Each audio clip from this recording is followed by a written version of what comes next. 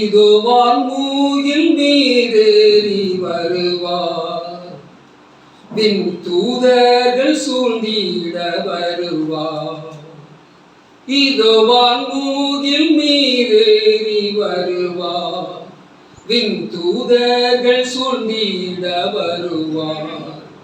எண்ணில்லாத சுத்தருடன், எண்ணில்லாத சுத்தருடன் கண்ணிமை நேரத்தில் வெளிப்படுவார், கண்ணிமை நேரத்தில் வெளிப்படுவார்.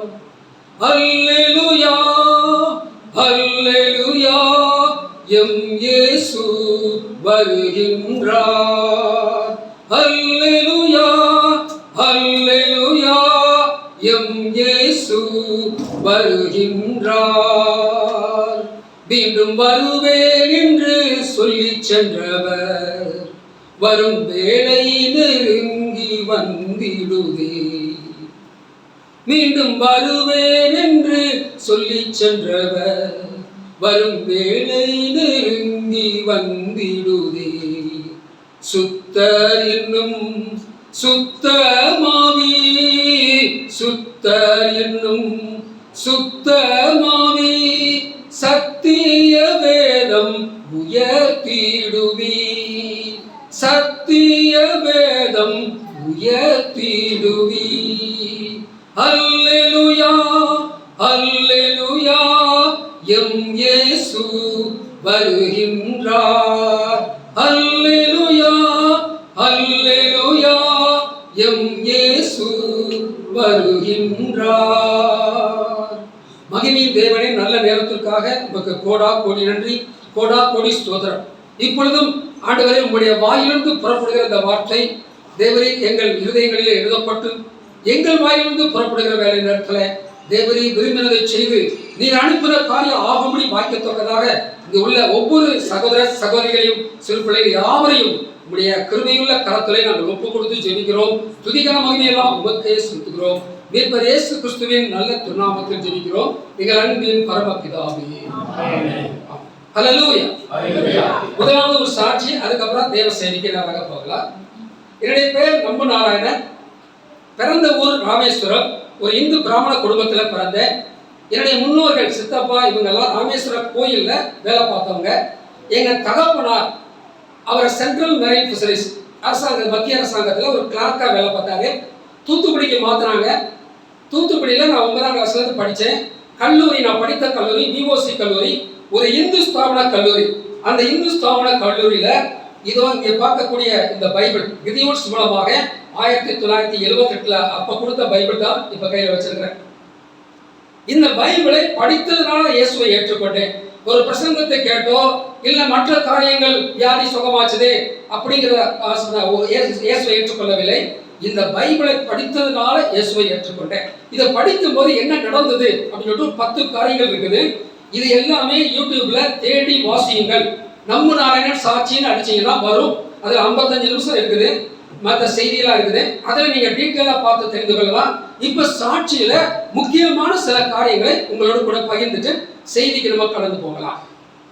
இதை படித்ததில் எனக்கு முதல்ல என் உள்ளத்தை கவர்ந்தது எதுனாக்க, மெய்யாகவே மெய்யாகவே நான் உங்களுக்கு சொல்லுகிறேன். இப்படிப்பட்ட ஒரு வார்த்தையை இந்த பூமியில வேற எந்த புஸ்தகத்திலையும் நான் படித்தது கிடையாது. அப்ப எனக்குள்ள ஒரு உணர்வு ஏற்பட்டது. அப்ப இது உண்மையான சத்திய வேதம். ஹல்லேலூயா. அந்த உணர்வு எனக்கு படிக்கும் போதெல்லாம், யோவான் சுவிசேஷம் படிக்கும் போதெல்லாம் எனக்கு அப்படிப்பட்ட அந்த உணர்வு எனக்கு வந்தது. அடுத்த ஒரு காரியம், எங்க தாத்தா 2 தாத்தா ராமேஸ்வர கோயில்ல வேலை பார்த்தாங்க. அது ஒரு தாத்தா என்னிடத்துல அடிக்கடி சொல்லுவாரு, நான் எல்லா கடவுளுக்கும் பூஜை பண்ணிட்டு விசேஷமாக இந்த அனுமாருக்கு பூஜை பண்ணிட்டு வந்திருக்கேன் அடிக்கடி சொல்லுவார். அப்ப நான் ஒரு கேள்வி கேட்டேன், தாத்தா இப்படி நீ பல கடவுளா கும்பிடுற, இந்த கடவுளையும் சிறப்பா கும்பிடுற, இந்த ராத்திரி நீ இறந்து போனால் எந்த கடவுள்கிட்ட போவ அப்படின்னு சொல்லிட்டு ஒரு கேள்வி கேட்டேன். அவர் சிந்தித்து சொன்ன அந்த வார்த்தை எனக்கு இன்னும் நல்ல ஞாபகத்தில் இருக்குது. அவர் சொன்னாரு, கொஞ்சம் யோசித்து சொன்னாரு, தெரியல, அதை நினைச்சா இருளா இருக்குதுன்னு சொன்னார். அதுதான் மரண இருளின் பள்ளத்தாக்கின் பயணம். இதுல எல்லாரும் போயே ஆகணும். தாவீது சொல்கிறான், நான் போனாலும் பயப்பட மாட்டேன், தேவரீர் என்னோடு கூட. அதை நான் எப்படி புரிஞ்சுக்கிறேன்? அன்னைக்கு அவர் இருக்கணும்னாக்க இன்னைக்கு எங்கிட்ட அவர் எப்படி இருக்கிறார்? ஹல்லேலூயா. இன்னைக்கு அந்த தேவனுக்கு இம்பார்ட்டன்ஸ் இல்லை என்று சொன்னால், இன்னைக்கு என்னுடைய வாழ்க்கையில இயேசுவுக்கு நான் முக்கியத்துவம் கொடுக்கலன்னா அன்னைக்கு இருப்பார் நான் எப்படி சொல்றது? அப்படி உணர்ந்துதான் நான் படிக்கிறேன் பைபிள். அப்போ மரண பயம் இந்த உலகத்துல எல்லாருமே அடைந்து போகிறாங்க. அப்ப நான் இதை வாசிக்கும் போது எபிரேயர் 2ஆம் அதிகாரம் 14-15 அங்க ஒருவன் இயேசுவை உள்ளத்துல ஏற்றுக்கொள்ளும் போது அவனுக்கு கிடைக்கக்கூடிய ஒரு பெரிய ஒரு விடுதலை என்னன்னாக்க மரண பயத்திலிருந்து விடுதலை. பிள்ளைகள் மாம்சத்தையும் இரத்தத்தையும் உடையவர்களாக இருக்க அவரும் இயேசுவும் அவர்களைப் போல, அதை நம்மை போல மாம்சத்தையும் இரத்தத்தையும் உடையவரானார். மரணத்துக்கு அதிகாரியாகிய பிசாசானவனை தமது மரணத்தின் மூலமாக அழிக்கும்படிக்கும் ஜீவ காலமெல்லாம் மரண பயத்தின் அடிமைத்தனத்துக்குள்ளான யாவரையும் விடுவிக்கும் பொருட்டும் அவர் அப்படி ஆனார். அப்ப இந்த பைபிளை படிக்கும் போது மரண பயத்திலிருந்து இயேசு விடுதலை கொடுத்தார். ஹல்லேலூயா. இப்ப கண்ண மூடினாலும் பரலோக ராஜ்யம். ஹல்லேலூயா. என்னை விசுவாசிக்கிறவனுக்கு நித்திய ஜீவன் உண்டு, என்னை விசுவாசிக்கிறவன் மரித்தாலும் பிழைப்பான், உயிரோடு இருந்து என்னை விசுவாசிக்கிற எவனும் இனி என்றென்றைக்கு மறியாமலும் இருப்பான். இதை நீ விசுவாசிக்கிறாயா அப்படின்னு சொல்லிட்டு மார்த்தாளை பார்த்து யோவான் 11ஆம் அதிகாரத்துல இயேசு கேட்கிறார் 25-26. அப்போ இதை படிக்கும் போது மரண பயத்திலிருந்து ஒரு விடுதலை. அடுத்ததாக இன்னொரு முக்கியமான விடுதலை. ஒரு பஞ்சாயத்து தலைவர்கிட்ட சுவிசேஷத்தை சொன்னேன் பல வருடங்களுக்கு முன்பதாக. அவர் சொன்னாரு, பிஓ இன்ட்ரோடியூஸ் பண்ணார். பிஓ விசுவாசி, அவர் ஒரு ஹிந்து. கொஞ்சம் சுவிசேஷம் சொல்லுங்க அப்படின்னு சுவிசேஷம் சொல்ல ஆரம்பிச்சேன். ஏயா நீங்க பிராமின் சொல்றீங்க, நீங்க தானே அந்த பகவத்கீதைலாம் எங்களுக்கு சொல்லணும், நீங்க அதை சொல்றதுக்கு இந்த பைபிளை பத்தி சொல்றீங்களே, உங்களுக்கு என்ன கிடைச்சிச்சு? இந்த பைபிள் படி போனீங்களே காசு கொடுக்குறாங்களா, இல்ல கிறிஸ்தவ பண்ண கல்யாணம் முடிக்க போறீங்களா? ஒண்ணு காசுக்காக மாறணும், இல்ல கல்யாணத்துக்காக மாறணும். இப்போ உங்களுக்கு என்ன கிடைத்தது? அதான் அவர் கேட்ட கேள்வி. இப்போ என்ன கிடைத்தது? அதுக்கு பதில் ரோமர் 6:22 சொல்ல, இப்பொழுது நீங்கள் பாவத்தினின்று விடுதலையாக்கப்பட்டு தேவனுக்கு அடிமைகள் ஆனதினால் பரிசுத்தம் ஆக்குதல் போடல, பரிசுத்தம் ஆகுதல் உங்களுக்கு கிடைக்கும் பலன். காசு கிடைச்சான்னு கேட்டாரு. காசுக்காக மாறல, கல்யாணத்துக்காக மாறல. என்ன பலன் கிடைச்சது?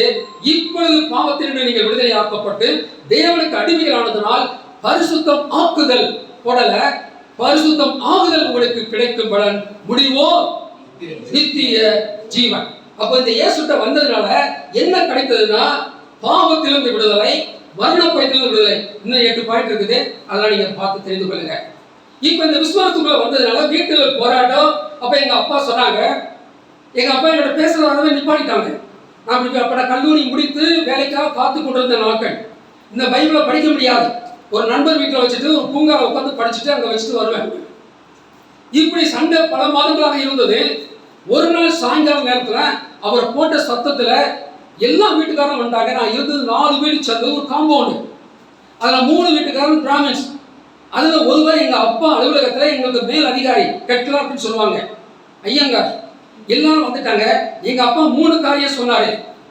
நீ இந்த வீட்டுல இருக்கணும்னா நீ பைபிள் படிக்கிறது தப்புன்னு உன் வாயால சொல்லி நீ நமஸ்காரம் பண்ணி நம்ம இந்து கடவுள்கிட்ட நீ மன்னிப்பு கேட்கணும்.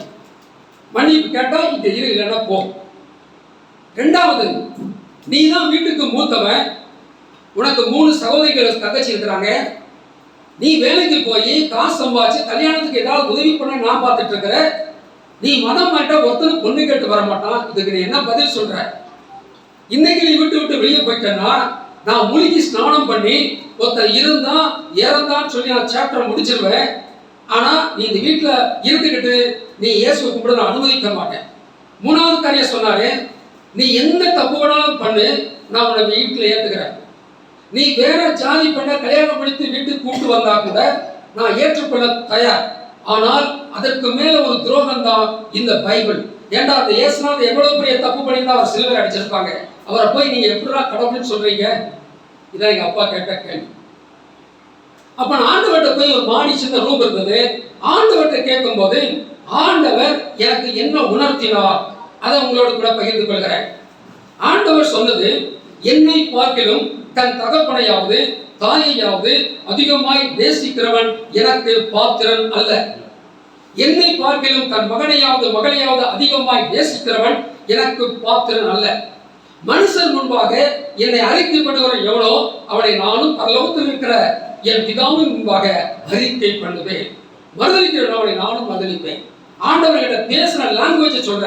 அவர் எப்படி பேசினார்னா, உங்க அப்பா முன்னால, இந்த உலகத்தில் இருக்கிற உங்க அப்பா முன்னால இயேசுதான் தெய்வம் நீ சொன்னா, பரலோகத்தில் இருக்கிற என் அப்பாவுக்கு முன்பாக நீ ஏன் பிள்ளை நான் சொல்லுவேன். ஹல்லேலூயா. நீ என்ன மறுதளிச்சா நானும் உன்னை மறுதளிச்சிருவேன். இப்படிதான் இயேசு சொன்னார். இது மத்தேயு 10 32 38 வரை உள்ள வசனத்துல தெளிவா நான் என்ன முடிவு தேவன் பேசிட்டாரு. இப்படி பேசிட்டு இருக்கும்போது எங்க அம்மா கீழே இருந்து அழுது கொண்டு வருகிறாங்க. கண்ணீர் விட்டு அழுது காதுல சொன்னாங்க, எங்க அப்பா கேட்டக்கூடாதுன்னு சொல்லி, நீ பேசாம கீழே இறங்கி வந்து உங்க அப்பாவை சமாதானப்படுத்துறதுக்காக பைபிள் படிச்சது தப்புன்னு சொல்லி நீ உதட்டால சொல்லு, நீ உள்ளத்தால சொல்ல வேண்டாம். நீ நமஸ்காரம் பண்ணும் போது அந்த இந்து கடவுளையே நினைக்காத, நீ இயேசுநாதனையே மனசுல நினைச்சுக்கிட்டு அந்த இந்து கடவுள் முன்பாக நீ நமஸ்காரம் பண்ணு. இப்படி நீ செஞ்சா உங்க அப்பாவை நீ சமாதானப்படுத்திடலாம். நீ இயேசுவையும் ரகசியமா கும்பிட்டுடலாம். எந்த தாயும் உனக்கு இதை சொல்லி தர மாட்டா. ஆனா நான் உனக்கு சொல்லித்தரேன்னு சொல்லிட்டு அழுது கொண்டே எங்க அம்மா சொன்னாங்க. அப்ப தேவன் உணர்த்தினது, தாய் பேசல பேய் பேசுன்னு சொன்னார். பேசலாம். யோபுவின் மனைவி மூலமாக யோபுவிடத்துல பேசுறது பேய். அவ சாதாரண பொம்பளையாக என்ன சொல்லியிருப்பா, செத்து தொலை, பக்கத்துல வர முடியல, செத்து தொலைன்னு சொல்லியிருப்பா. ஆனா அவ என்ன சொல்றா, தேவனை பூசித்து ஜீவனை விடும். அதுதான் பரலோகத்துல பிசாசு தேவனுக்கு முன்பாக தூசிக்கான பாரும் சவால் விட்டு வந்த. அதனால்தான் அதே பிசாசு பேதுருவின் மூலமாக இயேசுட்டே பேசுகிறார். மத்தேயு 16 வருகிறது 22. ஆண்டவரே, இந்த சிலுவை மரணம் உமக்கு சம்பவிக்கலாமா, இது உமக்கு சம்பவிக்க கூடாதே என்று அவரை கடிந்து கொள்ள தொடங்கினார். 23 போட்டிருக்குது, இயேசு திரும்பி பேதுருவை பார்த்து, அப்பாலே போ சாத்தானே. அவன் யாரு மூலமாவும் பேசுவான், அவனுக்கு யாரும் விதிவிலக்கு கிடையாது. அவன் யூதாசுக்குள்ள மட்டும் இல்ல, அவன் பேதுருக்குள்ளேயும் பேதுரு மூலமாக இயேசுநாதத்தையும் பேசியிருக்கிறார். சாத்தானை தரக்குறைவாக தரம் தாழ்த்தி எடை போடாதீர்கள் தலைப்புல ஷார்ட் போட்டுக்கிற ஷார்ட் வீடியோ தேடி வாசிகள் அடிச்சீங்கன்னா நிறைய வீடியோகள் இருக்கிறதுல அதுல இந்த தலைப்பை நீங்க பார்த்து அதுல இன்னும் விவரங்கள் சொல்லியிருக்கிறேன். இங்க அந்த விவரம் சொல்லல, அதுல சொல்லியிருக்கிறேன். சாத்தானை தரம் தாழ்த்தி எடை போடாதீர்கள். ஏன்னா அவன் சாதாரண ஆள் கிடையாது. அதே சமயம் இன்னொரு வீடியோ போட்டிருக்கிறேன், சாத்தானை ஓவர் எஸ்டிமேட் பண்ணாதீங்க, சாத்தானை மிகைப்படுத்தாதீங்க, அதுவும் போட்டிருக்கிறேன். பேலன்ஸ் பண்ணி போட்டிருக்கிறேன். அதை நீங்க தெரிந்து கொள்ளலாம். சாத்தான் யாரையும் விட மாட்டான், ஏசுநாதனையும் விடல. ஏசுநாதரை அப்படி தூக்கிட்டு போயிட்டான், உயர்ந்த மலைகள் கொண்டு போய் போட்டிருக்குது. லூக்கா 4 வாசித்து பாருங்க.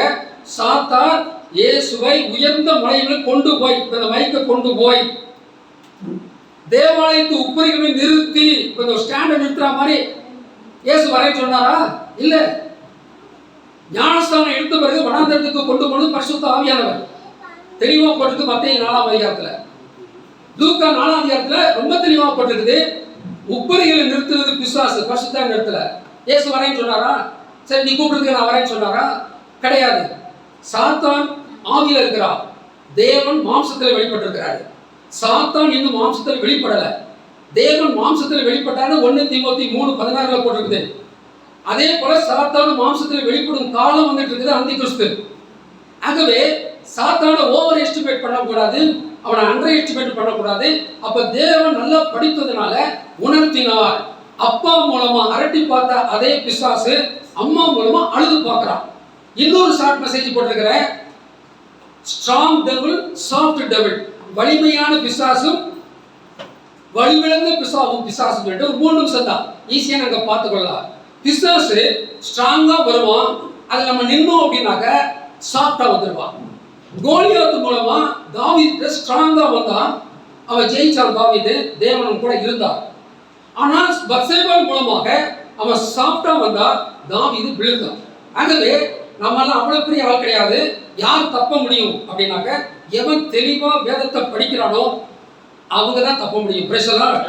நம்முடைய ஆவிக்குரிய நிலைமையை நம்ம தராசுல நிறுத்தி நீ குறைய காணப்பட்டாய் அப்படின்னாக்க, நான் ஏன் போய் ஆண்டவர்கிட்ட போய் ஏதோ கம்யூனியன் கொடுக்கும் போதுதான் நம்மை நாமே நிதானிக்கிறது. அப்ப மட்டும் இல்ல, ஒவ்வொரு நேரமும் என்னை நான் நிதானிக்கிறது எப்படி அப்படின்னாக்க, வேதத்தின் வெளிச்சத்துல தான் நான் என்னுடைய லைஃபை இது பண்ண முடியும். அப்புறம் நான் வீட்டை விட்டு போனேன், ஒரு கல்லூரி பேராசிரியர் வீட்டில் இருந்தேன். மறுபடியும் எங்க அப்பா அங்க தேடி வந்துட்டாரு.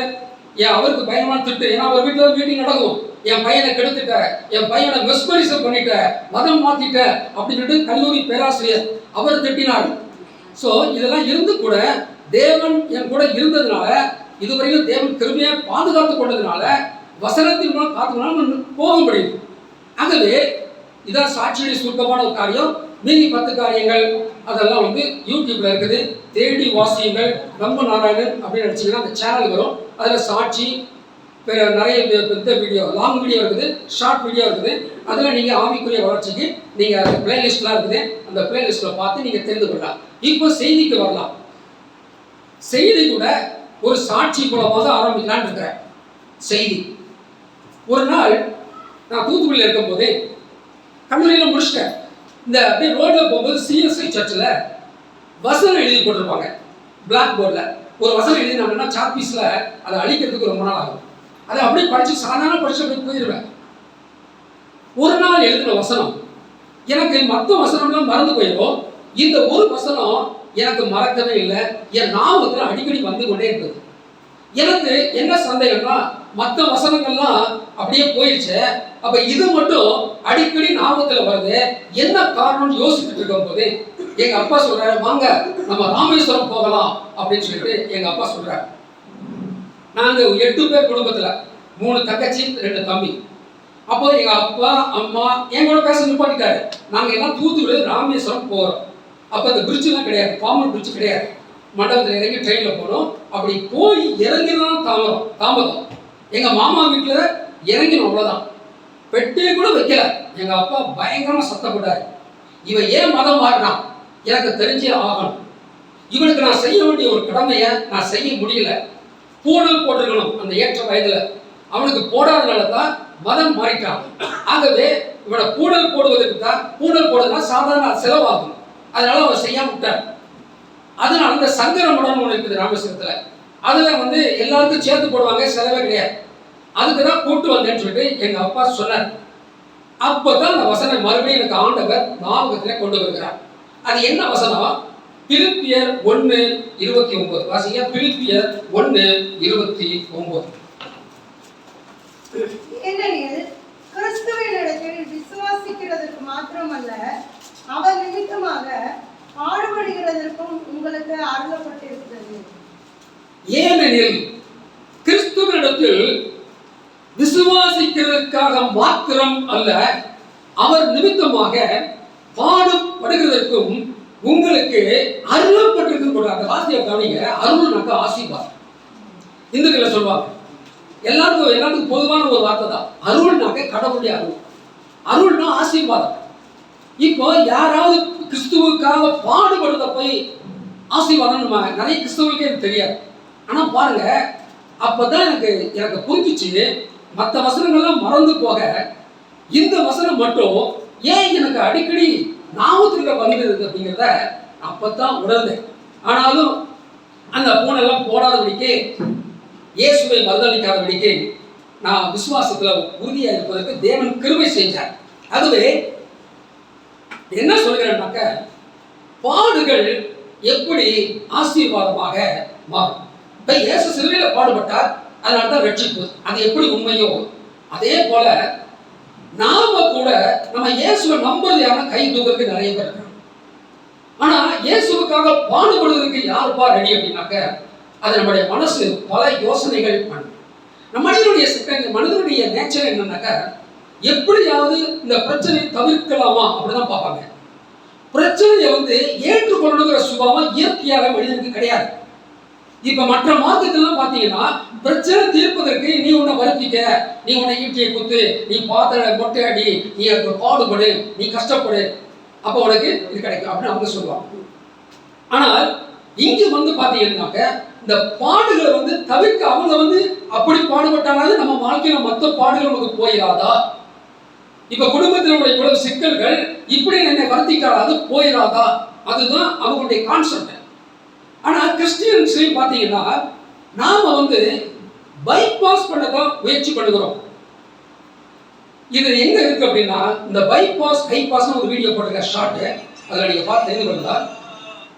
அப்போஸ்தலர் நடவடிக்கைகள் 14ஆம் அதிகாரம் 22ஆம் வசனத்துல ஒரு பைபாஸ் ஹைபாஸ், நம்ம பைபாஸ் பண்றோமா ஹைபாஸ் பண்றோமா அப்படிங்கிற வசனம் போட்டிருக்குது.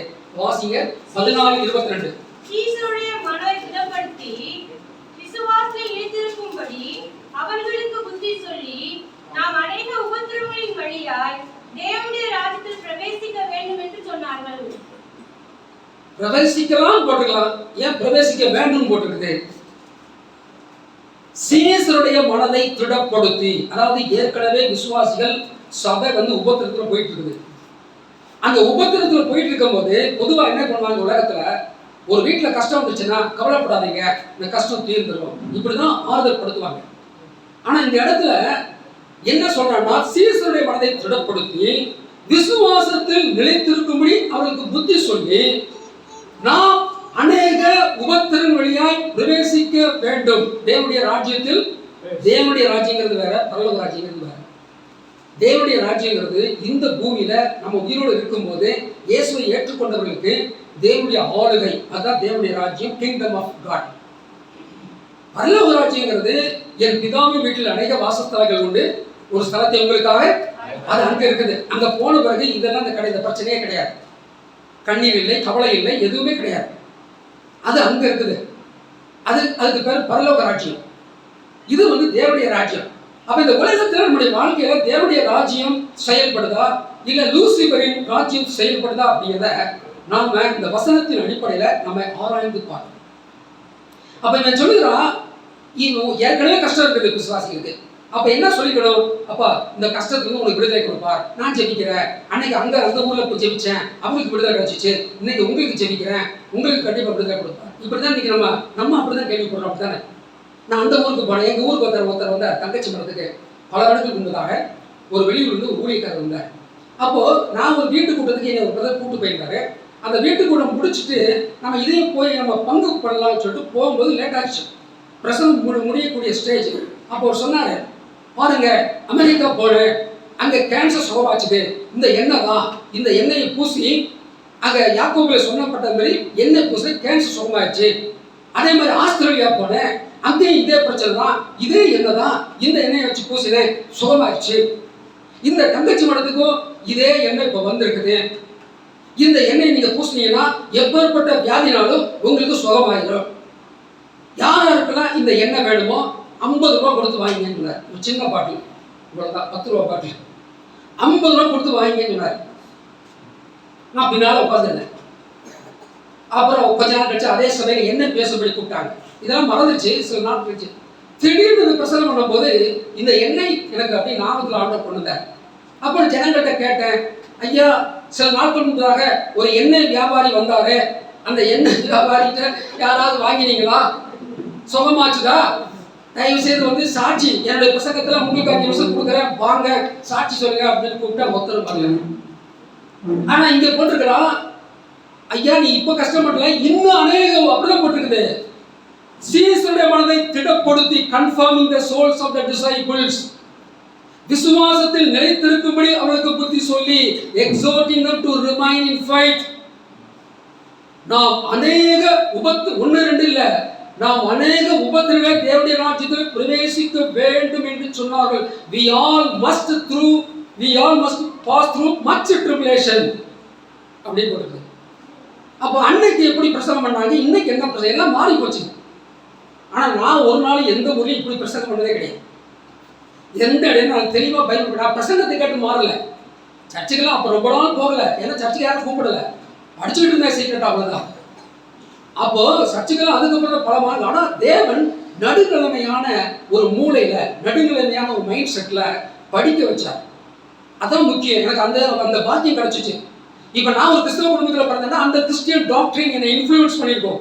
அது என்னை தாக்கத்தை ஏற்படுத்தியிருக்கோம். நான் அப்படியே தான் சிந்திப்பேன். ஆனா இப்ப நான் எப்படி சிந்திக்கிறேன், அந்த முதல் நூற்றாண்டுக்கும் இந்த நூற்றாண்டுக்கும் எவ்வளவு வித்தியாசம் இருக்குது. இப்ப அன்னைக்கு இயேசு எல்லாரையும் சுகப்படுத்திட்டு ஒருவர்கிட்டையும் சொல்லாதே அப்படின்னாரு. இன்னைக்கு நாம என்ன பண்றோம், டிவியில வழியான உலகமெங்கும் போகுது. சொல்லுங்க சொல்லுங்க, சாட்சி சொல்லுவாங்க, சொல்லுங்க, நல்லா சொல்லுங்க, இயேசு உயர்த்துங்க அப்படின்னு சொல்லிட்டு சொல்றாங்க. எவ்வளவு வித்தியாசம் இருக்கு பாருங்க. இது சுவிசேஷமே கிடையாது. மாரியமா வியாதியை குணமாயிரும். ஜெபத்துக்கு பதில் கொடுப்பவர் யாருன்னு ஒரு தலைப்பு போடுங்க, சின்ன 3 நிமிஷம் வீடியோ. ஜெபத்துக்கு யார் பதில் கொடுக்கிறா? பிசாசு வந்து இயேசுவை சொல்லுகிறான், இவைகள் எல்லாம் எனக்கு ஒப்பு கொடுக்கப்பட்டிருக்கிறது, எனக்கு இஷ்டமானவனுக்கு கொடுக்கிறேன், இப்பொழுது என்னை பணிந்து கொண்டால் இதை நமக்கு கொடுக்கிறேன்னு சொல்லுகிறான் பிசாசு. அதனுடைய அர்த்தம் என்ன? நான் ஜெபத்துக்கு பதில் கொடுக்கிறேன், நான் கொடுக்கிறேன் இந்த உலகத்தெல்லாம் அப்படி இயேசுவை சொல்லுகிறான். இவன் சொன்னது, இவன் காப்பி அடிக்கிறவன், இவன் பரலோகத்தில் இருந்தவன். இவன் சொன்ன அதே வார்த்தை எரேமியா 27:5 இருக்குது. அதை வாசித்து பார்த்தீங்கன்னா தெரியும். வாசிங்க.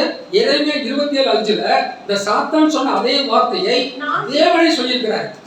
நான் பூமியையும் மனுஷனையும் பூமியின் மேலுள்ள மிருக ஜீவன்களையும் என் மகா பலத்தினாலும் ஓங்கி என் உயரத்தினாலும் உண்டாக்கினேன்.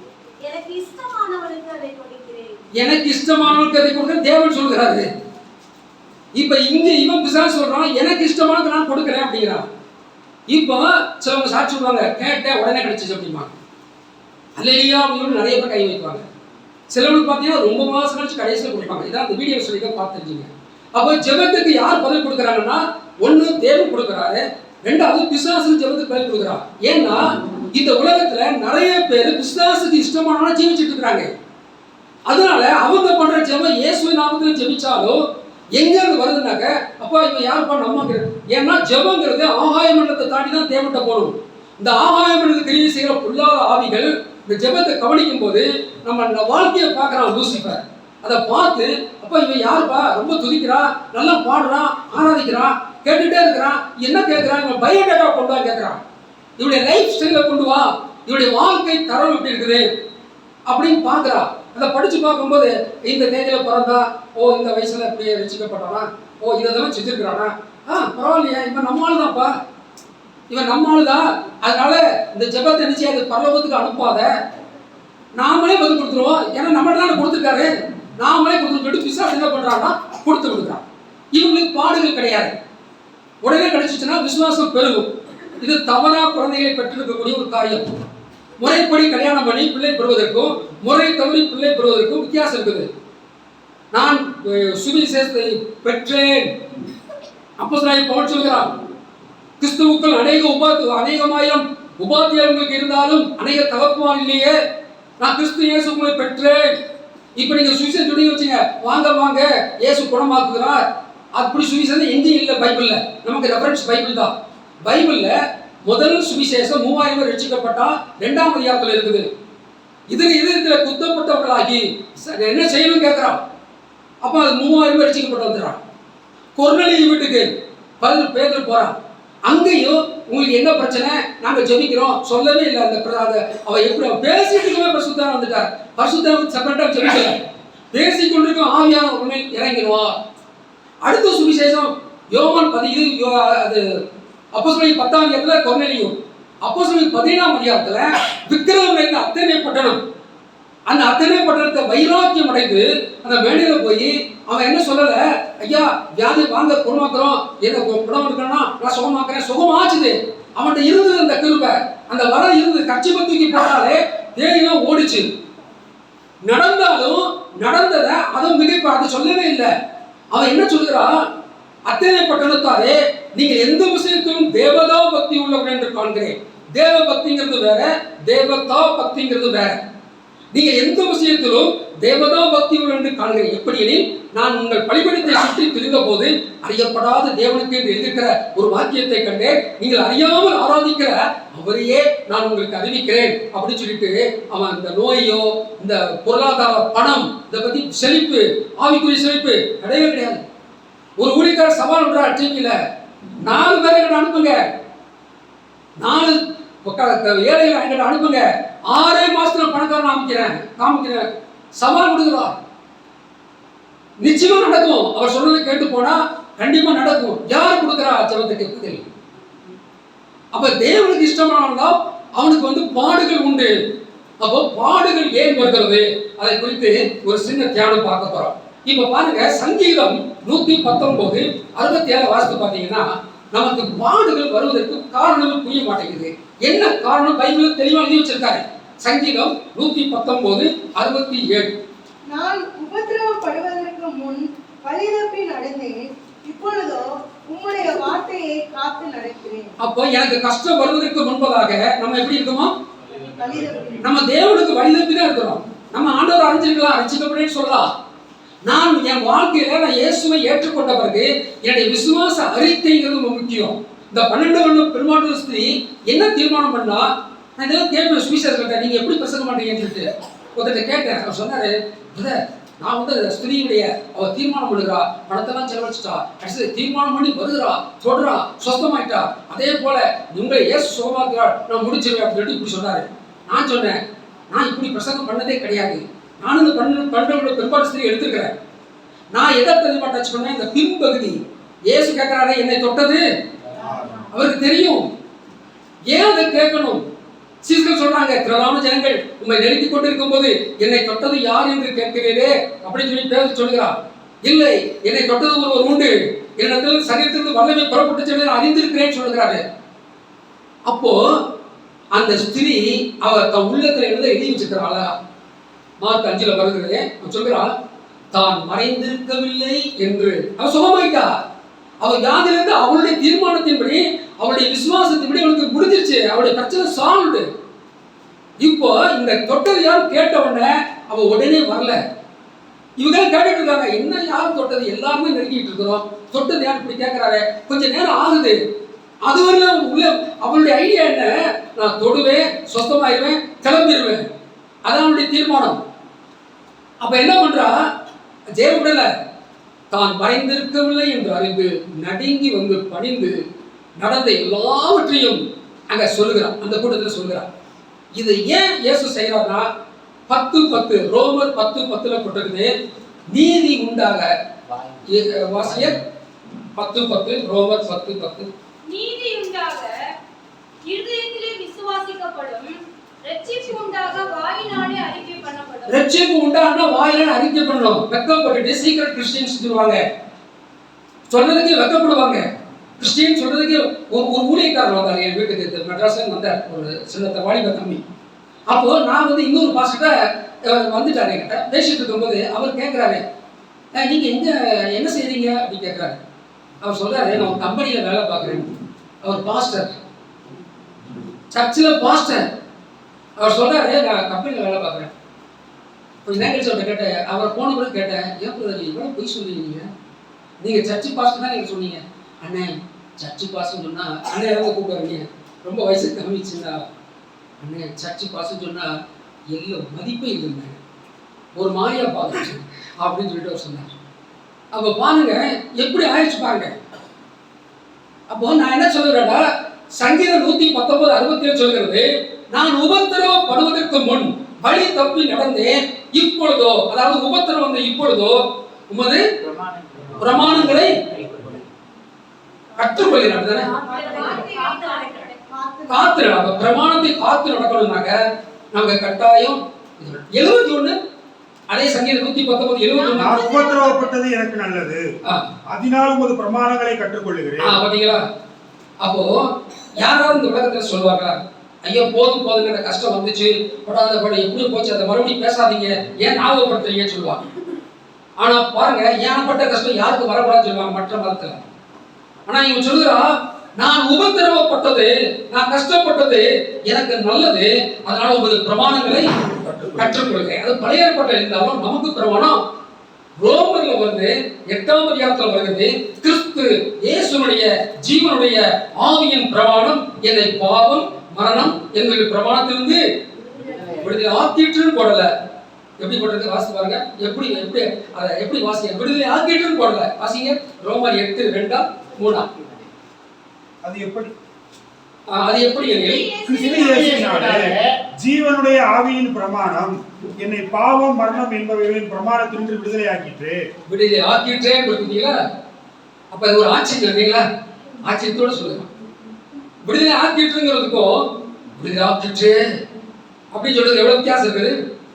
ஆகவே நமக்கு எது பொருந்தனா ஜீவனுடைய கிறிஸ்து இயேசுவே ஜீவனுடைய ஆவியின் பிரமாணம். The law of Christ of life, the law of life in Christ Jesus. அதுதான் நமக்கு பொருந்தும். அந்த பிரமாணத்தை நீங்க கற்றுக்கொள்ளணும்னாக்க பைபிள் காலேஜ் கூட நடக்காது. அங்க கற்றுக்கொள்றது வேற காரியம், அது தேவை. அது போறவங்க போவாங்க, தேவன் சிலர் போனே சொல்றாங்க, சிலர்லாம் போகாதேன்னு சொல்லுவாரு. அப்ப இதுவும் சாட்சி இருக்கு, அதுவும் சாட்சி, எல்லாமே தேவ மகிமைக்கு தான். ஆனா நீ என்னதான் பைபிள் காலேஜ் போனாலும் நீங்க வாழ்க்கையில நீங்க உபத்திரவம் இல்லாம நீங்க பிரமாணத்தை கற்றுக்கொள்ள முடியாது. மற்ற அறிவுபூர்வமான நிறைய காரியங்கள் தெரியலாம், ஆனால் பிரமாணம்னாக்க எப்படி வாழ்க்கையில பேசுறது, எப்படி இந்த பிரச்சனை தீரும் அப்படிங்கிறதுக்கெல்லாம் நம்ம கற்றுக்கொள்ள வேண்டியது அவசியமா இருக்குது. இப்ப நம்ம கற்றுக்கொள்ள வேண்டிய ஒரு முக்கியமான காரியம் நான் சொல்லுறேன்.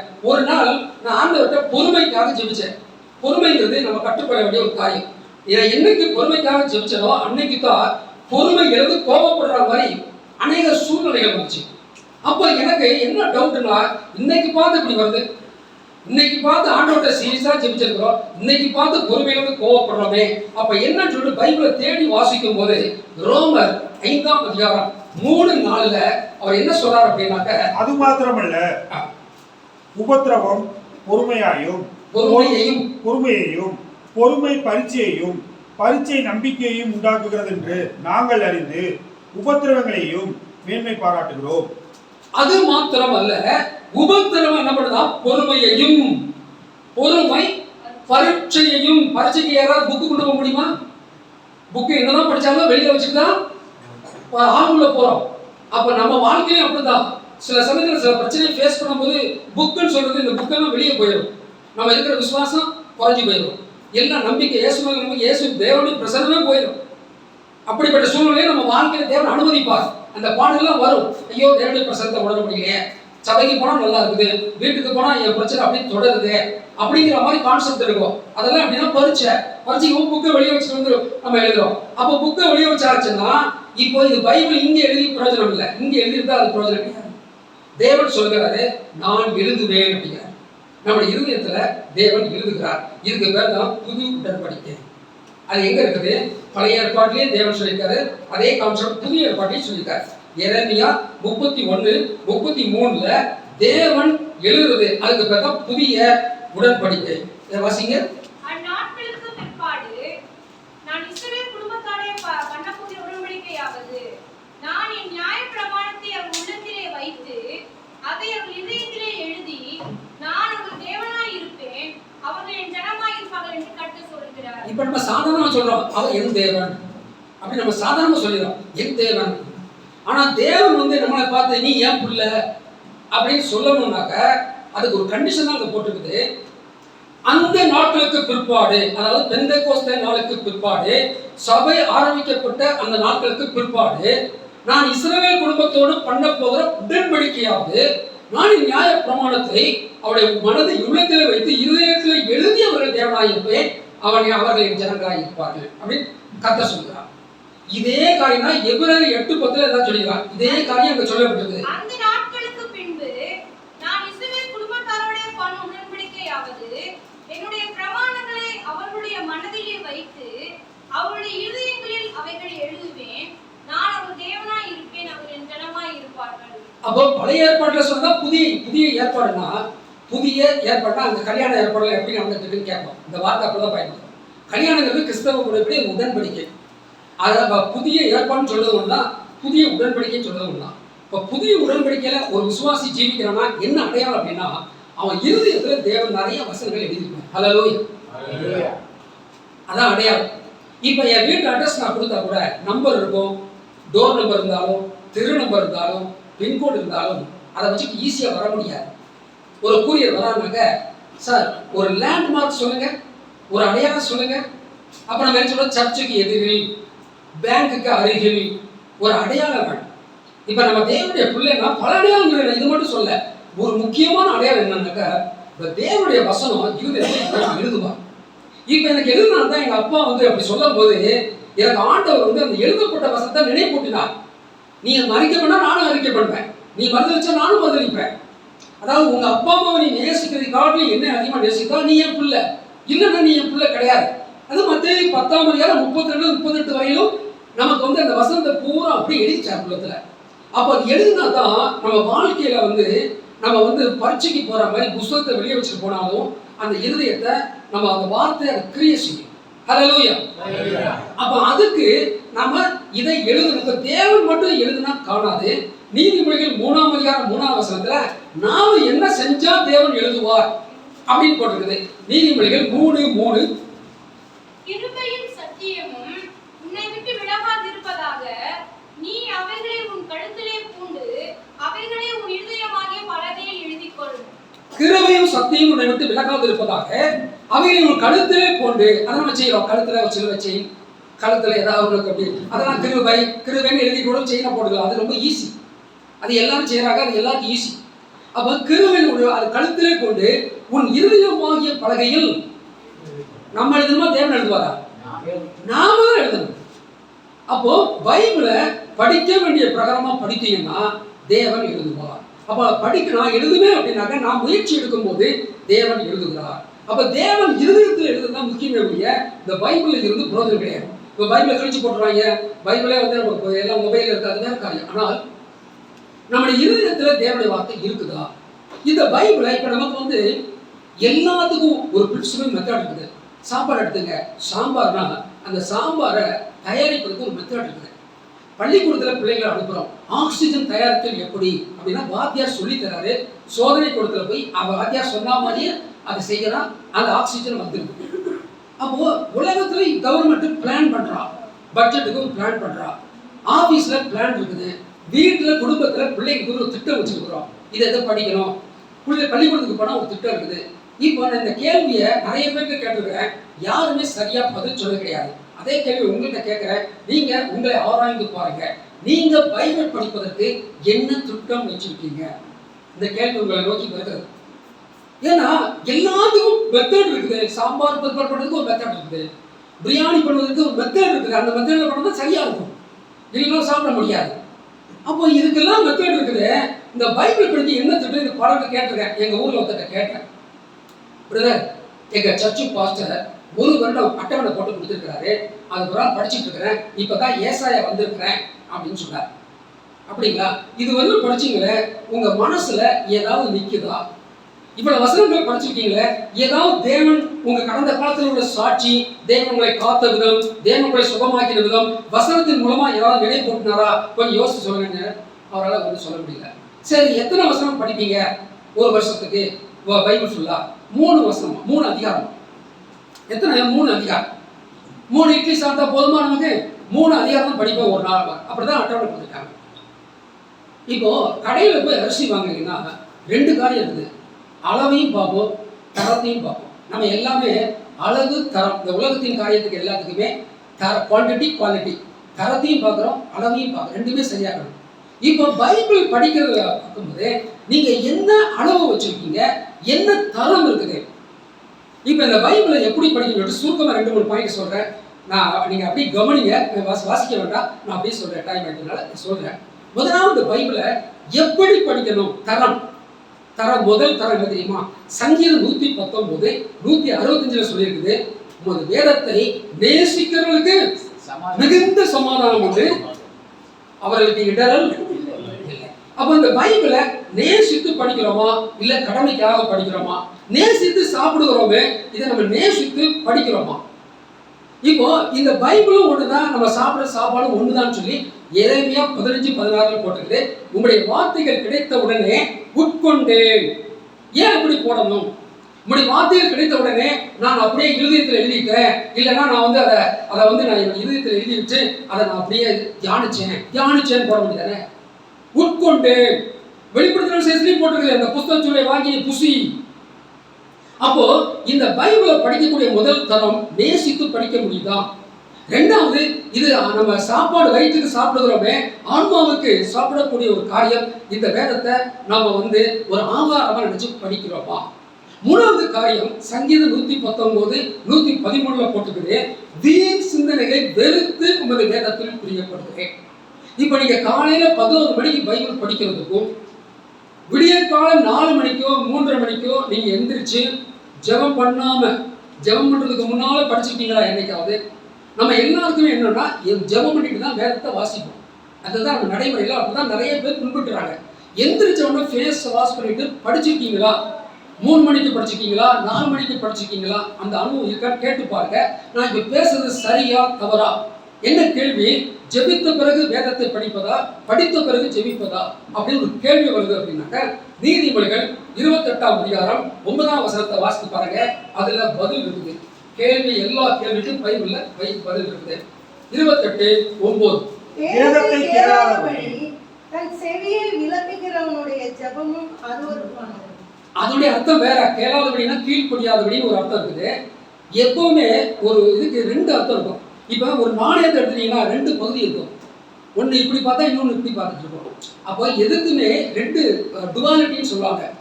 அப்போ வேதத்தை கேளாதபடி தன் செவியை விலக்கருடைய ஜெபமும் அருவருப்பானது. இப்போ நம்ம வேதத்துக்கு கீழ்ப்படியாட்டாலும் தேவன் நம்மளுடைய ஜெபத்தை அருவருப்பாக தான் பார்க்கறாரு. இல்ல நம்ம வேதத்தை முதல்ல எழுந்திரிச்ச உடனே படிச்சு பாருங்க. நீங்க காலையில 10 மணி 11 மணிக்கு சத்தம், இந்த சத்தம், அந்த சத்தம், இந்த சத்தம், இதில் நீங்க படிக்கிறதுக்கு சிந்தனைகள் வீண் சிந்தனைகள் வரும். ஆனால் சங்கீதம் 119 113 வீண் சிந்தனைகளை வெறுத்து உமது வேதத்தில் புரியப்படுகிறேன். அப்போ நாம அந்த தரத்தை தான் நான் பேசிட்டு இருக்கிறேன். நேசித்து படிக்கிறோமா, இதை ஆதாரமா நினைத்து படிக்கிறோமா, வீண் சிந்தனை வெறுக்கிற மாதிரி உள்ள டைம் ஸ்லாட் நம்மகிட்ட இருக்குதா அப்படின்னு சொல்லி நீங்க யோசித்து பாருங்க. இப்படி நிறைய பாயிண்ட்ஸ் இருக்குது. ஆகவே அதெல்லாம் நிறைய பாயிண்ட் எப்படி போயிட்டே இருக்கும். இன்னொரு காரியம் சொல்கிறேன். யாக்கோபு 1:25 அந்த அனுபவம் உங்களுக்கு இருக்குதா? யாக்கோபு 1:25 அவன் எப்படி படிக்கணும்னு போட்டிருக்கிறான். சுயாதீன பிரமாணமாகிய பூரண பிரமாணத்தை உற்று பார்த்து அதில் நிலைத்திருக்கிறவனே கேட்கிறதை மறக்கிறவனா இராமல் அதை கேட்டபடி கிரியை செய்கிறவனா இருந்து தன் செய்கையில் பாக்கியவனா இருப்பான். வாசித்து பாருங்க. சுயாதீன பிரமாணமாகிய பூரண பிரமாணத்தை உற்று பார்த்து அதிலே நிலைத்திருக்கிறவனே கேட்கிறதை மறக்கிறவனா இராமல் அதை கேட்டு கிரியை செய்கிறவனா இருந்து தன் செய்கைகளில் பாக்கியவானா இருப்பான். நம்ம இதை எப்படி புரிஞ்சுக்கிறோம்னா, சங்கீதம் 1 அவன் செய்வதெல்லாம் வாய்க்கும், நான் செய்வதெல்லாம் வாய்க்கும், லைட்டா எடுத்துக்கிறோம். ஆனா இங்க போட்டிருக்கான் அது லைட்டு கிடையாது. அது சங்கீதம் 1 வந்து ரொம்ப லைட்டு, அதை செய்வதெல்லாம் வாய்க்கும் சாதாரணமா போட்டிருக்கேன். ஆனா இந்த யாக்கோபுல வந்து எழுதுறது எப்படின்னா உற்று பார்த்து. அப்ப நம்ம படிக்கும் போது உற்று பார்த்து நம்ம எதை உற்று கேட்கிறோம்? இப்ப கெட்ட காரியம்னா உற்று கேட்கிற என்ன பாச்சு இன்னும் சொல்லு, இந்த காதுக்கு இன்னும் கொஞ்சம் தேவையா இருக்குது. உற்று கேட்கிறோம் பல காரியங்களை, தேவையில்லாத கருத்து உற்று கேட்கிறோம். ஆனால் உற்று பார்த்து எதை உற்று பார்ப்போம்? நிறைய காரியங்களை பார்ப்போம். இந்த உலகத்துல நிறைய காரியங்கள் இருக்கு. சில நடந்து போகும்போது பார்த்துருக்கிறேன். அப்படியே இந்த ஜவுளி கடையில் அப்படியே தொங்க விட்டுருப்பா. அந்த ட்ரெஸ் அந்த கலர்லாம் பார்த்துட்டு இப்படியே பார்த்துட்டு நடப்பாங்க. நான் பார்த்துருக்கேன். ஜெட்டா சவுதி அரேபியாவில் வேலை பார்க்கும்போது அப்படியே வாக்கிங் போகும்போது நிறைய ஜனம் இப்படி இந்த கடை அப்படி பார்த்துட்டே நடந்துவான். நம்ம தான் விலகி போக முடியாது. இப்போ உலகத்தில் உற்று பார்க்கறதுக்கு நிறைய காரியங்கள் இருக்குது. ஆனால் வேதத்தை உற்று பார்த்து அவன் அதை நினைத்திருக்கிறவனே கேட்கிறதே மறக்கணும் இருக்க மாட்டான். இப்போ நமக்கு மறந்து போயிடுது இல்லை, நமக்கு என்ன காரியங்கள் அடிக்கடி மறந்து போயிடுது இல்லை. கவலைகளும் பாரங்களும் இந்த உலக கவலைகளும் ஒரு மனிதனுக்கு நிறைய இருக்கும்போது, சிந்தனை சித்தனைகள் ஏற்படும் போதே அவனுக்கு என்னதான் வேதத்தை படித்தாலும் அவனுக்கு வந்து உள்ள இதயத்தில் இருக்காது. அதை தெளிவா அதை வந்து அந்த இருதயத்தில் எழுதப்படாதனால மேலோட்டம் அப்படி பார்த்து அப்படியே போயிடுறதுனால உலக காரியத்துக்கு மேலோட்டம் போக மாட்டோம். ஒரு குறைச்சி கொடுத்தாங்கன்னா என்னங்க குறைச்சி கொடுத்துருக்கீங்க, என்னங்க தரம் சரியில்லை, இப்படி இருக்குது போய் நம்ம கேட்குறோம். உலகத்தின் காரியத்துக்கு கவனமா இருக்கிறோம். ஆனா தேவனுக்கு அடுத்த காரியங்கள் வரும்போது நம்மளோட இந்த தரம் சொல்லும் போது நம்ம தரமா படிக்கிறோமா, இந்த வேதத்தை தியானிக்க அவங்களுக்கு தான் அவன் அவன் செய்யற கிரியில பாக்கியவனா இருப்பான். இது ஹெவி. சங்கீதம் 1 வந்து இரவு பகல் தியானமாவது அவன் செய்வதெல்லாம் வாய்க்குன்னு சாதாரண முடிச்ச மாதிரி இருக்கும். ஆனா அந்த யாக்கோபு 1:25 அப்ப அந்த வேதத்தை நீங்க தரம் அடுத்த தரம்னா உற்று பார்த்து படிக்கக்கூடிய அந்த பழக்கம் உங்களுக்கு இருக்குதா? இதெல்லாம் தரம். அளவுன்னு ஒண்ணு இருக்குது. அளவு அதுவும் சரியா இருக்கணும். அளவு சரியில்லைன்னு வச்சுங்க நமக்கு வந்து சரி இருக்காது. அப்போ தேவனுடைய பார்வையில் அளவுன்னா என்ன அப்படின்ட்டு நான் கடைபிடிக்கிற ஒரு காரியத்தை உங்களுக்கு சொல்லுகிறேன். யூடியூப்ல இருக்குது. தினசரி வேத வாசிப்பு அட்டவணை சேனல்ல தேடி வாசிகள் அடிச்சீங்கன்னா தினசரி வேத வாசிப்பு அட்டவணை ஒரு அட்டவணை கொடுத்துருக்கேன். அதாவது கொஞ்சம் யோசித்து பாருங்க. நீதிமொழிகள் 31 அதிகாரம் ஏன் கொடுக்கணும்? 31 தேதி இருக்குது. அப்போ அந்தந்த தேதியில் நீங்க படிக்கணும். சங்கீதம் இப்போ 150 சங்கீதம் இருக்குது. அப்போ ஒரு நாளைக்கு 5 சங்கீதம்னாக்க 30 நாளைக்கு 150 சங்கீதம் சரியா. இப்போ இன்னைக்கு தேதி 20 21 இன்னைக்கு நான் காலையில் படிச்சது வந்து 21 பெருக்கல் 5 105. அப்போ 101 102 103 104 105. 103 இன்னைக்கு படிக்கும்போது அவர் நம்முடைய பாவலை விளக்குக்கு மேற்கொள்ள தூரமாக்கினோம் அவ்வளோ காரியங்கள் பேசுறாரு. நீங்க அந்த பைபிளை படிக்கும்போது நமக்கு ஒரு அளவு வேணும். அப்போ ஒரு மாசத்துல 5 சங்கீதம், டெய்லி ஒரு 5 சங்கீதம், ஒரு நீதிமொழிகள், அப்போ 6. இவ்வளவு படிக்கிறதுக்கு எவ்வளவு நேரம் ஆகும்னு சொல்லிடுறேன். ஒரு அதிகாரத்தை முடிப்பது சராசரியாக 3 நிமிஷம் ஆகும். அப்போ 6 அதிகாரத்துக்கு நீங்க ஒரு 18 நிமிஷம் தான் செலவழிக்க வேண்டியது. படிக்கிறது தியானிக்கிறது வேற. அப்போ 20 நிமிஷத்துல நீங்க பழைய ஏற்பாட்டுல ஒரு 6 அதிகாரம் படிச்சிடலாம் 20 நிமிஷத்துல. புதிய ஏற்பாட்டுக்காங்க இப்போ மத்தேயுல 28 அதிகாரம் இருக்குது. இப்போ நம்ம மொபைல் சார்ஜுக்கு 28 நாள் வேலிடிட்டி கொடுக்குறாங்க இல்லையா? அப்போ 28 தேதிக்கும் தேவன் மத்தேயுல 28 அதிகாரம் கொடுத்துருக்காரு. இன்னைக்கு உள்ள தேதினா அந்த தேதிக்கு அப்படி 28 தேதிக்கு ஒரு அதிகாரம் அப்படி படிக்கலாம். 1ஆம் தேதியில 1, 28ஆம் தேதி 28 முடிச்சிடலாம். புதிய ஏற்பாட்டுல ஒரு அதிகாரம். 2வது அப்போஸ்தலர் நடவடிக்கைகள் 28 அதிகாரம் இருக்குது. அப்போ அதையும் அந்த மத்தேயு மாதிரியே அந்தந்த தேதிக்கு அந்தந்த தேதிக்கு படிக்கலாம். அடுத்தது ரோமர்ல 16 அதிகாரம் இருக்குது. எபிரேயர்ல 13 அதிகாரம் இருக்குது. ரெண்டையும் கூட்டிங்கன்னா 29. அப்போ 29 தேதிக்கு இந்த ரோமரும் எபிரேயரும் முடிஞ்சிடும். அப்போ மொத்தம் புதிய ஏற்பாடுல இதுவரையிலும் 3 அதிகாரம் பார்க்கணும். அடுத்தது 1 கொரிந்தியர் 16, 2 கொரிந்தியர் 13, அதை கூட்டிங்கன்னா 29. அப்போ 29 தேதிக்கு 1 கொரிந்தியர் முடிச்சிடலாம், 2 கொரிந்தியர் முடிச்சிடலாம். அடுத்தபடியாக கலாத்தியர் மொத்தம் 6 அதிகாரம் வந்து 3 புத்தகம் இருக்குது. கலாத்தியர், எபேசியர், 1 தீமோத்தேயு, 18. 4 அதிகாரம் வந்து 3 இருக்குது. பிலிப்பியர், கொலேசியர், 2 தீமோத்தேயு, முன்னாங்க 12, 18, 30. அப்போ 30 தேதிக்கு நீங்க இந்த 6 அதிகாரம் உள்ளதும் 4 அதிகாரம் உள்ள அதை எல்லாத்தையும் முடிச்சிடணும். அடுத்தது 5 அதிகாரம் உள்ளது 4 புத்தகம் இருக்குது. 1 தெசலோனிக்கேயர், யாக்கோபு, 1 பேதுரு, 1 யோவான், 5 அதிகாரம் இருக்குது. அப்ப 4, 5, 20. அப்ப 20 தேதிக்கு இந்த 5 அதிகாரம் உள்ளது முடிச்சிடலாம். 3 அதிகாரம் உள்ளது 3 இருக்குது. 2 தெசலோனிக்கேயர், தீத்து, அது 3 அதிகாரம், 2 பேதுரு 3 அதிகாரம் தான் இருக்கு. 9. அப்போ 4, 5, 20, 9, 29, 29, யூதா அது ஒரு அதிகாரம். அப்போ 30. பிலமோன் 1 இருக்குது, அதையும் படிக்கலாம். 22 தேதிக்கு வெளிப்படுத்துற விசேஷத்துல 22 தேதிக்கு நீங்க அதை படிக்கலாம். அப்போ மொத்தத்துல 7 அதிகாரம் வருது புதிய ஏற்பாட்டுல. நான் சொல்றது அளவு, வேத வசனத்தை படிக்கிறதுல அளவும் வேணும், தரமும் வேணும். அப்போ இந்த 7 அதிகாரம் படிக்கிறதுக்கு 7 21 நிமிஷம், நீங்கன்னா 25 நிமிஷம்.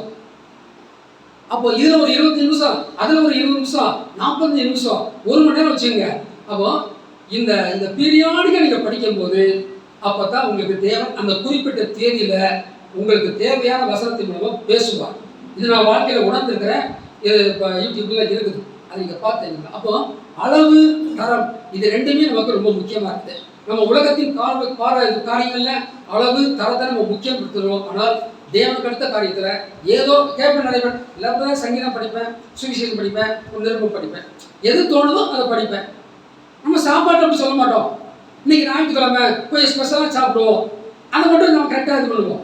இதுவும் சாப்பாடு தான், ஆனால் இந்த சாப்பாட்டில் நம்ம அந்த முக்கியத்துவம் கொடுக்கறது கிடையாது.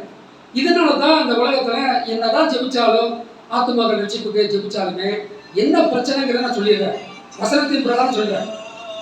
இயேசுக்கு அந்த பிரச்சனை தான். ஒரு மாம்சத்தில் இருந்த போது 12 பேர்ல ஒத்துமை கிடையாது. எவன் பெரியவன், நீ பெரியவனா, நான் பெரியவனான்னு சொல்லிட்டு அந்த பிரச்சனை எது மாதிரி இருந்ததுனாக்க சால்வே ஆகலை. கம்யூனியன் சர்வீஸ்ல கூட வருது. கம்யூனியன் சர்வீஸ்ல உங்களில் ஒருவன் என்னை காட்டி கொடுப்பான்னு சொல்லி இயேசு சொல்கிறார். யார் அப்படி செய்வா? ஏப்பா நீ செய்வியா? நம்மளாம் அப்படிதான் போயிட்டு இருக்கிறோம். பேர் கேட்கறான், யாக்கோபியோட கேட்கறாங்க, நம்மளுக்கு யார் அப்படி செய்வான் அப்படின்னு சொல்லிட்டு ஒவ்வொருத்தரும் பார்த்தார். ஆனாலும் இந்த பைபிள்ல ஒவ்வொரு வார்த்தையும் உற்று பார்த்து படிக்கணும். ஆகிலும் நம்மில் எவன் பெரியவனா இருப்பான் என்ற வாக்குவாதம் அவர்களுக்குள்ளே உண்டாயிற்று. பாருங்க எங்க நடக்குது வாக்குவாதம்? கம்யூனியன் சர்வீஸ்ல. இது ஒரு தடவை 2 தடவை, அதுக்கு மேலே 2 தடவை வருது. போயிட்டே இருக்காரு இயேசு. இவங்க கொஞ்சம் பின்னால நடந்துட்டு வராங்க. அதை நீங்க படிக்கும் போது உணரலாம். பைபிள குசு குசுன்னு பேசிட்டு போறாங்க சீசர்கள். வீட்டில் கப்பல் நடக்கும்போது வீட்டில் போன உடனே வழியிலே நீங்கள் எதை குறித்து தர்க்கம் பண்ணினீர்கள்? இவங்க தர்க்கம் பண்ணது கேட்குற இயேசுக்கு கொஞ்சம் டிஸ்டன்ஸ்ல போயிட்டு இருக்காரு. எதை குறித்து தர்க்கம் பண்ணினீர்கள்? கேட்ட கேள்விக்கு பதில் சொல்றா? இல்ல, சைலண்டா இருக்கிறா. ஐயோ அவர் தெரிஞ்சு போச்சா? அப்பதான் ஏன் சொல்லுகிறாரு, ஏனெனில் அவன் சொல்லவே இல்லை, கடைசி சொல்லுவான், லூக்கா எழுதுகிறான், ஏனெனில் நம்மில் எவர் பெரியவனாய் இருப்பான் என்ற வாக்குவாதம் உண்டாயிற்று. அப்பதான் அவர் சொல்றாரு, குழந்தை நீ தாழ்த்துல போகவே முடியாது, நீ பெரியவன வேலை செய்ய, உங்கள் பெரியவனா இருக்க விரும்பினியா, நீ கடைமட்ட ஊழியம் செய்யு அப்படின்னு சொல்றாரு. அந்த பிரச்சனை பரிசுத்தாவியை பெற்றவர் மாறி போச்சு. பெந்தெகோஸ்தே நாளுக்கு அப்புறம் எல்லாம் ஒண்ணாயிட்டாங்க. ஏன்னா ஆவியின் அபிஷேகத்தை உடனே பெரியவனா சின்னவனாது அந்த கான்செப்ட் போயிடுச்சு. ஆனா அந்த கான்செப்ட் இன்னைக்கு போயிடுச்சான்னு கேட்டா இல்ல. அன்னைக்கு அந்த கான்செப்ட் இருக்கும்போது தேவன் எப்படி ஜெபிச்சார் தெரியுமா? ஒற்றுமை இல்லாத தன்மையை பார்த்து ஒரு ஜெபம் பண்றாரு பாருங்க. இயேசுவோட ஜெபத்தை தான் வச்சுட்டாரு. ரட்சிப்புக்காக, உலகத்தின் ரட்சிப்புக்காக தேவன் இயேசு கூட பிதாட்ட எப்படிதான் ஜெபத்தை தான் வச்சாரு. யோவான் 17:21 வாசித்து முடிக்கலாம். யோவான் 17:21 வாசிங்க. 17:21. அவர்கள் எல்லாரும் ஒன்றாய் இருக்கவும். 17:21. அவர்கள் எல்லாரும் ஒன்றாய் இருக்கவும் பிதாவே நீர் என்னை அனுப்பினதை உலகம் விசுவாசிப்பதற்காக நீர் என்னிலேயும் நான் உம்மிலேயும் இருக்கிறது போல அவர்கள் எல்லாரும் நம்மில் ஒன்றாய் இருக்கவும் வேண்டிக் கொள்கிறேன். இப்ப இயேசு ஜெபிக்கும் போது அவர்கள் சொன்னாரே, இந்த அவர்கள் யார்? சீசர்கள் அப்படிதானே? ஆனா 12 சீசர்கள் என்ன சீசர்கள் சூழ்நிலை கண்களை ஏறெடுத்து தெரிஞ்சுறாரு. அப்ப அந்த அவர்கள் யாரை குறிக்குது? கிடையாது. அதுக்காக தான் பைபிளை கவனமா படிக்கணும். நம்ம நினைச்சிட்டு இருக்கோம் அவர்கள்ங்கிறது சீசர் கிடையாது. ஏன்னா அது எதுங்கிறத அதுக்கு முன்னால படிக்கணும். அது 20ல இருந்து படிக்கணும். அதாவது 19, 20 படிச்சீங்கன்னா அவர்களும் சத்தியத்தினாலே பரிசுத்தமாக்கப்பட்டவர்களாகும்படி அதுக்கு முன்னால படிக்க, நீர் என்னை உலகத்தில் அனுப்பினது போல நானும் அவர்களை உலகத்தில் அனுப்புகிறேன். அவர்களும் சத்தியத்தினாலே பரிசுத்தமாக்கப்பட்டவர்களாகும்படி அவர்களுக்காக நான் என்னைத்தானே பரிசுத்தமாக்குகிறேன். நான் இவர்களுக்காக வேண்டிக் கொள்கிறதும் அல்லாமல் அதான் முக்கியம், நான் இவர்களுடைய வார்த்தையினால் என்னை விசுவாசிக்கிறவர்களுக்காகவும் வேண்டிக் கொள்கிறேன். அப்ப இந்த அவர்கள் யாரு? நாம. ஏன்னா பிதாட்டு சொல்றாரு, பிதாவே நான் இவர்களுக்காக வேண்டிக் கொள்வதும் அல்லாமல் இவருடைய வார்த்தையை கேட்டு என்னிடத்தில் விசுவாசமா இருக்கிறதுக்காகவும். அப்ப இயேசு ஸ்பெஷலா ஜெபிச்சது எதுக்குன்னா நமக்காக தான். மறந்துடக்கூடாது. பைபிள் எப்படி படிக்கணும்? கவனமா படிக்கணும். ஏசாயா 42:20 நீ அநேக காரியங்களை கண்டும் கவனியாதிருக்கிறாய், அவனுக்கு செவிகளை திறந்தாலும் வாசிங்க கேளாதே. காரியங்களை கண்டும் கவனியாதிருக்கிறாய், அவனுக்கு செவிகளை திறந்தாலும் கேளாதே போகிறான். அதுக்கு முன்னால ஒண்ணு போட்டிருக்கு, என் தாசனை அல்லாமல் குருடன் யார்? என் தாசனை அல்லாமல் குருடன் யார்? குருடன் தான், என் தாசன் தான். அவன் குருடன் தான் இருக்கிறான். 22 தாசன் குருடன். என் தாசனை அல்லாமல் குருடன் யார்? அப்புறம் நான் அனுப்பிய தூதனை அல்லாமல் செவிடன் யார்? நான் அனுப்பின தூதனை அனுப்பிட்டோம்னா, டே போய் இங்க போய் இந்த தூதை கொண்டுறோம்னா அவனுக்கு ஒரு சாபத்தை போட்டு வரான். நான் சொன்னதை விசுவாசிக்காதபடியினால் இது நிறைவேறணும், நீ ஊமையனா இருப்பாங்க. என்ன பண்றான்? காபிரியல் தூதன், காபிரியலா அங்க என்ன செய்யறான்? அவனுக்கு ஒரு சாபத்தை போடுறான். என்ன நான் சொல்றேன் செஞ்சு வரா, நீ என்ன எனக்கே செஞ்சு வர? நான் அனுப்பின தூதனை அல்லாமல் செவிடன் யார்? தூதன் அனுப்பினால் செவிடனா தான் இருக்கா. கொஞ்சம் சொன்னதை விட்டு கூட்டி செஞ்சுட்டு வரான். அப்போ இப்படிதான் பைபிளை கவனமா படிக்கிறோம். அப்ப எப்படி பைபிளை படிக்கணும்? தரம் கவனமாய் படிக்கிறோமா?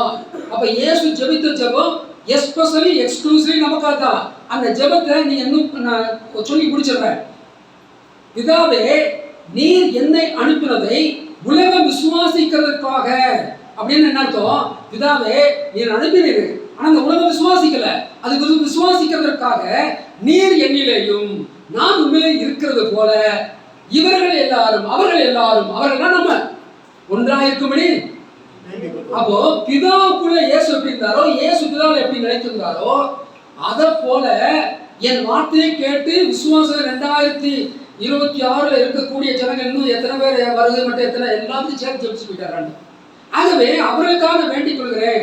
அப்போ ரட்சிப்பு உலகத்தில் நடக்கலைன்னா நம்ம ஒத்துமே இல்லை, நம்ம டிவைடா இருக்கிறோம். அவரெல்லாம் ஒன்றா இருக்க முடியல. ஒருத்தனை பார்த்தா இப்படி பார்த்துட்டு போறா, அப்படி மறைச்சிட்டு போறா, ஒரு மாதிரி ஒரு ட்ரீட்மெண்ட்டே சரியில்லை. சிரிச்சு சொல்றான், பட் உள்ளத்துல வேற என்னத்தையும் வச்சிருக்கிறான். டிவிஷன்ஸ் நிறைய இருக்குது, கசப்பு இருக்குது. இது சரியாகாத வரல ரட்சிப்பு நடந்துட்டு இருக்கும். பட் நம்ம எதிர்பார்க்கறது கிடைக்காது. ஏன்னா அவன்கிட்ட போய் சொல்லி பாருங்க, போயா நீங்களே அடிச்சு நாடுறீங்க, இதை பாருங்க எவ்வளவு பேப்பர்ல வருது நாடுது, நீங்க போய் எங்களுக்கு சுய சொல்லி கேட்பா கேட்டுருக்காங்க. அப்படி நீ போய் முதல்ல அவனுக்கு சொல்லுடா, நீ ஏன் இங்க வர அந்த கிராமத்துக்கு அப்படின்னு கேட்கிறா. நீங்களா அடிச்சுச்சா, உனக்கு தானே சுவிசேஷம் தேவை அப்படின்னு சொல்லுறா. அப்ப இந்த உலகத்துக்கு பிரச்சனை யாருனாக்க கிறிஸ்தவராகி நாம தான் பிரச்சனையா இருக்கிறோம், நாம தான் குள்ளரா இருக்கிறோம், அந்தகனா இருக்கிறோம். ஆகவே இது மாறதுக்கு நம்ம ஜெபிக்க, அதுவும் ஜெபத்தில் வச்சுட்டு போயிட்டாரு இயேசு. நினைச்சிருந்தா இயேசு ஒரு கழுதையை பேச வைக்க முடியும், இயேசு நினைச்சா எதை வேணாலும் செய்ய முடியும். கல் அப்பமா மாற்ற முடியும், எல்லாம் முடியும். கல்லுக்கு ஆபரணம் பிள்ளையும் மாற்ற முடியும், வானா எல்லாம் செய்ய முடியும். இவர் நினைச்சிருந்தா என்ன பண்ணிக்கலாம், எல்லாம் ஒற்றுமையா இருக்கணும். அவரால் கடைசி வரை கரெக்ட் பண்ண முடியல. கம்யூனியன் சர்வீஸ் பண்ண எவன் பெரியவங்கிற கான்செப்ட் இருக்குது. அப்போ நாம நம்ம இதெல்லாம் பிரச்சனை, இதுதான் நம்ம வாழ்க்கையில பிரச்சனை. இவ்வளவு தடைகள் இருக்குது, இந்த தடைகள் இல்லாம அதெல்லாம் தீராது. ரட்சிப்பு நடக்கும், ரொம்ப லோ ப்ரொபோர்ஷன் நடக்கும். கொஞ்சம் பேர் வருவான், நிறைய பேர் போயிடுவான். நிக்க முடியாது. ஏன்னா வசனங்கள் யுதத்துல இல்லைன்னாக்க இந்த பிசாசு இப்படி வந்து பாப்பா. இப்ப நமக்கு வேலி பழைய ஏற்பாட்டுல வேலி அடைத்தார், புதிய ஏற்பாட்டுல நாம தான் என்ன செய்யணும், வசன வேலி. நம்ம சுற்றிலும் வசன வேலி நம்ம அமைச்சுக்கணும். அந்த வசன வேலி வருவான் பிசாசு பாப்பா. இதுக்கு முன்னால வசனம் இருக்குது, சரி கொஞ்சம் இந்த பக்கம் போய் பாப்பா பாப்பா. இந்த பக்கம் பார்த்தாலும் வசனம், பின்னால பாப்பான், சுத்தி சுத்தி திரு வேலை அவனுக்கு. அப்ப அவன் சுத்தி வரும்போது வசனமாக நம்ம இருதயம் இருந்துச்சுனாக்க வசன வேலையை அவன் பார்த்தான்னா சி அப்படின்னு சொல்லிட்டு போயிட்டு சில காலம் விலகி போவான். இயேசுடைய வாழ்க்கையில கூட அப்பாவை விரட்டி விட்டாரு, சில காலம் விலகி போவான். அவன் பழைய படையோடு வந்துட்டார். ஆகவே நம்ம கேட்ட சத்தியத்துக்கு நம்ம ஒப்பு கொடுத்து நாம் ஜெபிக்கலாம்.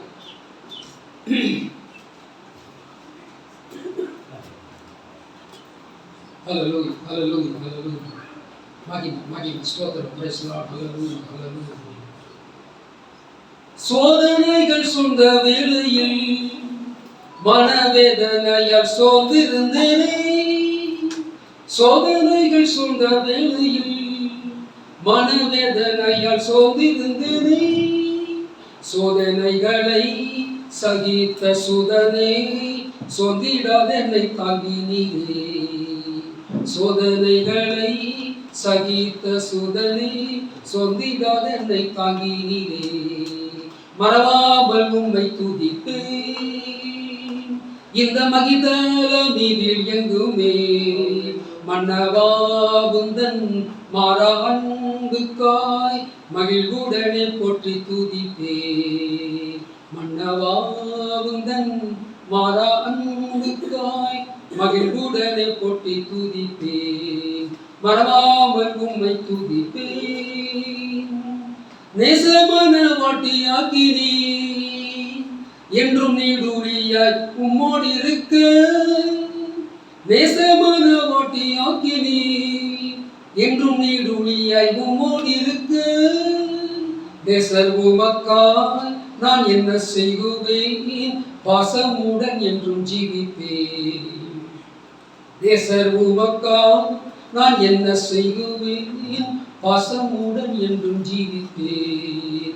மறவாமல் உம்மை துதிப்பேன் இந்த மகிதல வீதில் எங்குமே.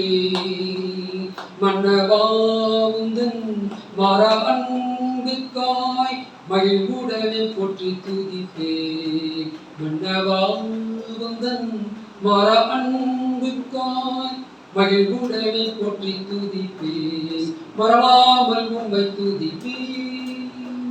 மகிமையின் ஆண்டவரே, இந்த நல்ல நேரத்திற்காக உமக்கு கொடா கோடி நன்றி, கொடா கோடி ஸ்தோத்திரம். இப்ப இந்த அன்பு பிள்ளைகள் யாவருக்காக உங்களை நோக்கி நாங்கள் வருகிறோம். அப்பா, அவருடைய வாழ்க்கையில சோதனைகள் பாடுகள் இதெல்லாம் வரும்போது சோர்ந்து போகாதபடிக்கு பயப்படாதே, நான் உன்னோடு கூட இருக்கிறேன் என்று வாக்குத்தத்தமாய் எங்களுக்கு சொல்றார் தேவனே. இப்பொழுதும் அன்பு பிள்ளையுடைய வாழ்க்கையில என்னென்ன குறைகள் உண்டோ இந்த குறைகளை நிறைவாக்கும்படி உடைய சம்பூர்ண ஆசீர்வாதத்தினால் வசனத்தினால நீர் ஆசீர்வதித்து உடைய வசனத்தை அனுப்பி நீர் குணமாக்க வேண்டுமாய் செபிக்கிறப்பா. பாடுகள் வரும்போது தேவன் கூட இருக்கிறீர் என்பதை அவர்கள் நினைக்கும்படிக்கு தேவன் அவர்களுக்கு விசுவாசத்துல ஒரு உறுதியை தர வேண்டுமாய் செபிக்கிறோம். விசுவாசிக்கு இடக்கூடாதபடிக்கு வசனத்தினாலே வேலை அடைக்கத்தக்கதாக இருதயத்தில் எழுதி தரத்தையும் அப்பா அளவையும் குறித்து சில காரியங்கள் சொல்லி இருக்கிறேன். இதை குறித்து அவர்கள் இன்னும் படித்து அப்பா வேதத்தை தரத்தோடும் அளவோடும் தேவனோடு படித்து தேவனுடைய வசனத்தை எழுதிக்கொள், அப்பொழுது நான் எழுதுவேன் என்று சொன்ன வார்த்தையின் பிரகாரம் அப்பா நீ செய்ய வேண்டுமாய் செபிக்கிறோம். படிக்கிற சுருட்களைக்காக செபிக்கிறோம். பூமியின் உயர்ந்த இடங்களில் நான் உன்னை ஏறி இருக்கும்படி பண்ணுவேன் என்கிற ஏசாயா 58:14-13-14 பிரகாரம் தேவனாகிய கர்த்தர் பிள்ளைகள் வரும் காலத்துல உயர்ந்த இடங்களை சுதந்திரிக்கத்தக்கதாக தேவன் கிருபை செய்வீராக. அதற்கு தேவையான ஞானம் கொலோசியர் 2:3 பிரகாரம் உமக்குள் அறிவு ஞானம் என்பதெல்லாம் பொக்கிஷன் அடங்கியிருக்கிறபடினால உங்களுடைய பொக்கிஷத்தினால அவருடைய வாழ்க்கையை நிரப்பி தேவன் உம்முடைய நாமத்தின் மகிமைக்காக தேவனை பயன்படுத்த வேண்டுமா ஜெபிக்கிறோம். சபை யாவரையும் பாஸ்டர் குடும்பம் மற்ற எல்லாரையும் சகோதரிகள் யாவரையும் ஒப்புக் கொடுக்கிறோம். இந்த இடத்துல இந்த நோவாவின் வேலையை போல இந்த இடத்துல அநேக ஜனங்கள் தேடி வரும்படிக்கு தேவன் இருதயங்களை ஏவுவீராக. ஜனங்கள் ரட்சிக்கப்படுவார்களாக. ஜனங்கள் சந்தோஷத்தோடு சமாதானத்தோடு பெற்று இயேசுக்குள் ஒரு புதிய வாழ்க்கையை கண்டுகொள்ளும்படிக்கு தேவன் இந்த ஸ்தலத்தை இந்த எல்லா பகுதி திண்டுக்கல்லோட எல்லாத்தையும் ஒப்புக் கொடுக்குறோம். எல்லா ஊழியர்களும் ஒப்புக் கொடுக்குறோம். எல்லா சபையும் ஒப்புக் கொடுக்குறோம். எல்லா சகோதர சகோதரிகள் விசுவாசத்தில் உங்களுக்கு யாவையும் ஒப்புக் கொடுக்குறோம். தேவன் நினைப்பதற்கும் வேண்டிக்கொள்ள அதிகமான பெரிய காரியங்கள் செய்யும். துதிக்கிற பகுதி யாவற்றையும் உமக்கே சொல்கிறோம். இயேசு கிறிஸ்துவின் நல்ல திருநாமத்தில் ஜெபிக்கிறோம். எங்கள் அன்பின் பரமபிதாவே. ஆமென்.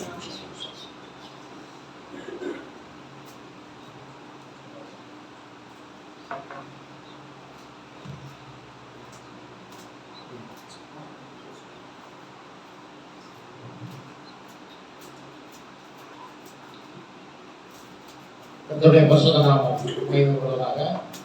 இந்த நாளிலும் நம் மத்தியில ராமேஸ்வரம் பகுதியில் வைத்து நம் மத்தியில தேவனுடைய செய்தியை பகிர்ந்து கொண்ட ஐயா அம்புநாராயணன் அவர்களை கர்த்தர் ஆசீர்வதிப்பார்.